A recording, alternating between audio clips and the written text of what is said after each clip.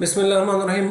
راځو موږ تاسو یو بل ویډیو ته چې په دې ویډیو کې زه تاسو ته د کرپټو کرنسی باره کې پوره معلومات درکوم او د کرپټو کرنسی باره کې چې کوم دی تاسو ته ما مخکې ویډیو کړې وه هغې ویډیو کې ما تاسو ته ټول د کرپټو کرنسی باره کې چې کوم دی معلومات درکړی او د هغې ګټې مې تاسو ته ویلې وې. که تاسو د کرپټو کرنسی باره کې معلومات ترلاسه کړی وي او د هغې ګټو باندې مې ځانونه پوه کړي وي او یا احیانا تاسو د کرپټو کرنسی ګټې معلومې نه وي نو تاسو زموږ تیره ویډیو وګورئ او لینک به یې په ډسکرپشن کې تاسو ته واچوم. صحیح ده.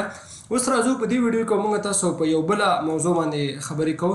یو بله موضوع به موږ تاسو استفاده کوو.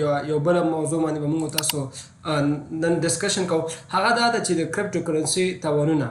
د کرپټو کرنسی تاوانونه څه شی ده او دا څه تاوان لري، څه نقصانونه دي او څنګه موږ کولی شو چې د دې نقصانونو مخه ونیسو او څنګه موږ د خپل ځان د تاوان څخه بچ کولی شو. راځو زه تاسو ته په دې ویډیو کې نن عموما د کرپټو کرنسی چې کوم ډیس ایډوانټیج دي، ډیس ایډوانټیج دا معنی چې کومې نیمګرتیاوي دي هغه تاسو ته بیانوم چې تاسو باید له دې څخه هم آګاه اوسئ. تاسو په دې ښه پوهیږئ چې هر څه ګټې او تاوانونه لري، هر څه مثبت او منفي اړخونه لري. نو مثبت اړخونه یا ګټې چې کوم دي په هغې باره کې ما ته ویډیو کړې ده. راځم په دې ویډیو کې زه تاسو ته د کرپټو کرنسي چې کوم تاوانونه دي هغه بیانوم.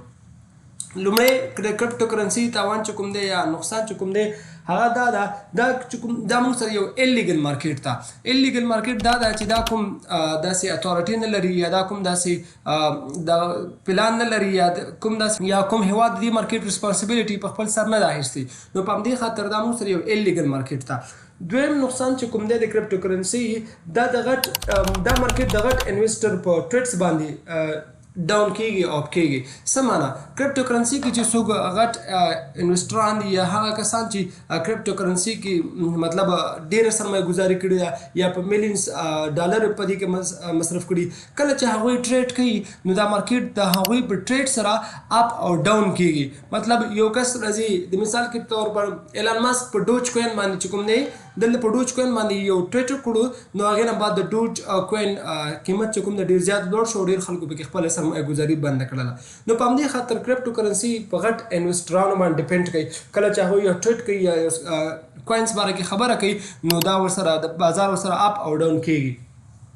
دریمه نقصان چې کوم دی د کرپټو مارکیټ دا ده چې د کرپټو مارکیټ هیڅ ایگزیسټنس نشته، هیڅ موجودیت د دې نشته.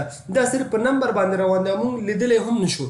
دا د دې کوم ایگزیسټنس یا موجودیت نشته او دا ټول مارکیټ په نمبرز باندې روان دي، په اعدادو باندې روان دي او داسې اعداد باندې روان دي چې هغه اعداد موږ لیدلی هم نشو. موږ ته پته هم نه لګي چې دا اعداد چیرې موقعیت لري او کوم ځای کېږي او د کوم ځای نه سپورټ کېږي او څنګه کېږي. صحیح ده. په دې باندې موږ هېڅ نشو ویلی، دا موږ نشو لیدلی. نو په همدې خاطر دا کرپټو کرنسي په نمبرز باندې روان دی او دا موږ نشو لیدلی. د دې څلورم نقصان چې کوم دی په کرپټو مارکیټس دا کوینس چې کوم دي دا په کور کې هم جوړېدلی شي چې دې ته مایننګ وایي. مایننګ دا معنا چې دا په کور کې هم جوړېدلی شي او دا موږ سره هر انسان جوړولی شي، هر انسان خپل مایننګ کولی شي، یو کرپټو لانچ کولی شي چې دې ته مایننګ وایي. دا د دې غټ نقصان دی. بیا ورپسې راځو په کرپټو کې د هر کوین چارټ چې سر دی یو شان نه دی بلکې ټول سره مختلف دي. ګورئ ما تاسو ته یو کوینس خلاص کړی ده چې د ریس په نوم یوزډیټي ده. د دې چارټ بیل ده. که زه راشم یو بل کوینس د دې نه سلیکټ کړم د مثال دا کوینس زه والم نو د دې چارټ چې کوم دی د بل چارټ سره مختلف ده.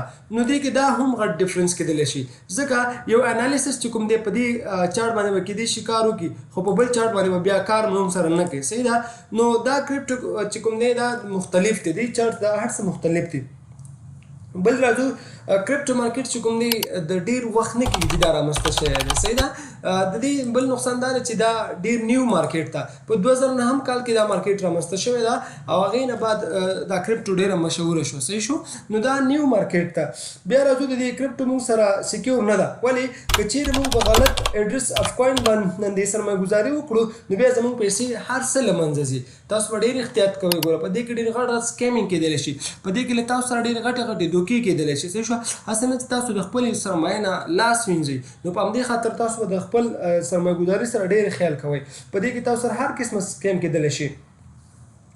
نو ما تاسو ته په دې نننۍ ویډیو کې چې کوم دی د کرپټو کرنسي باره کې نقصانونه بیان کړل. انشاءالله راتلونکي ویډیو به په یو بل ټاپک کوو. زنده باد افغانستان.